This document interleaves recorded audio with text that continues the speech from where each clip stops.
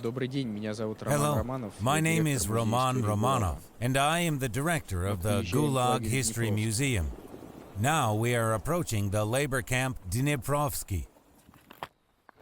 Trees have overgrown everywhere. Deep in the forest, you can find strange buildings, such as the so-called Tinker's House, as there are a lot of tin cans scattered around. A huge number of prisoners' household items were made from tin cans. For example, street lamps, mugs, plates, kettles, and pans. It is interesting that you can also find American tinned meat cans.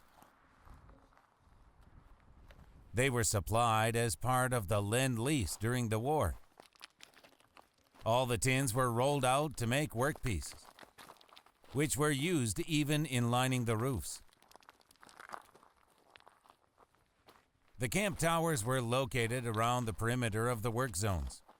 Over time, fewer and fewer of them are left.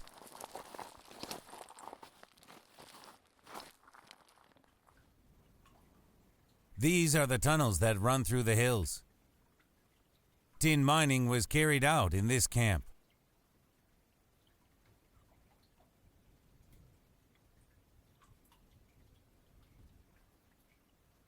Many prisoners died from labor, hunger, or cold.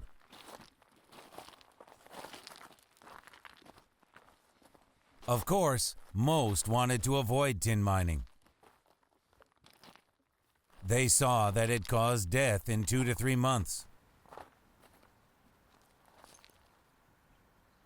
The mining process was carried out in several stages. First, there was a geological survey. Search for a lode and trenches were dug. Then the geologist established that there is a deposit. A line was drawn along which prisoners had to dig trenches on one side. And if they came across a lode, the geologist justified the presence of minerals.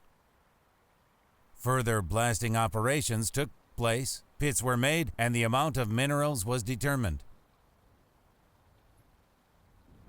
If there was a certain amount of deposit, the prisoners were given instructions to blow tunnels and pull out the ore. It was also extracted manually with crowbar, shovel, or jackhammer.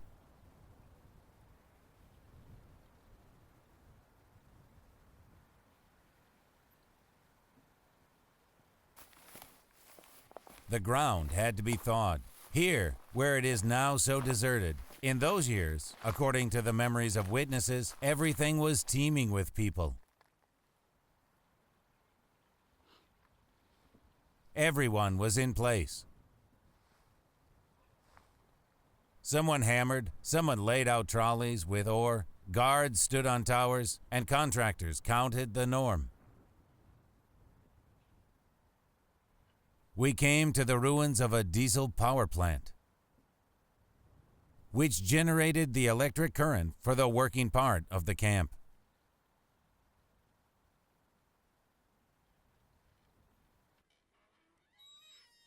This is ore sorting.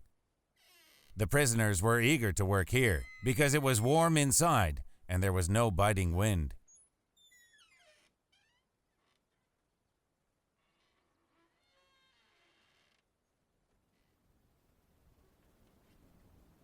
The ore was first crushed, then sorted. Then the empty rock was thrown out, and the rock containing cassiterite was moved on a conveyor belt and loaded to approaching trucks. Then it was sent to a processing plant.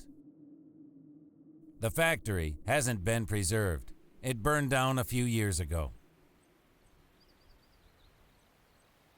We can see dozens of graves in this cemetery. We see sticks with metal plates on which somewhere you can read 2 numbers, a number and a surname. Right now, we don't have a database with a first and last name, and we can't find out who is buried here.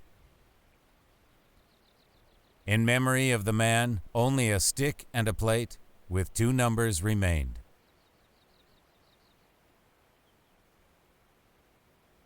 In the camp, there were several zones of working, living, and barracks in which the administration lived. This is the working area.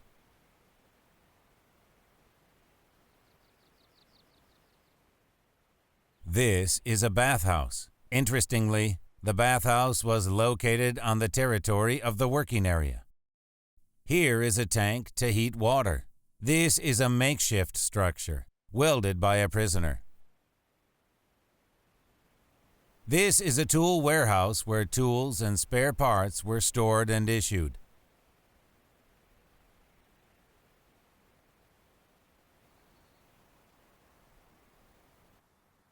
Now the camps are disappearing due to natural factors or human activity. No one is engaged in the preservation of camp buildings.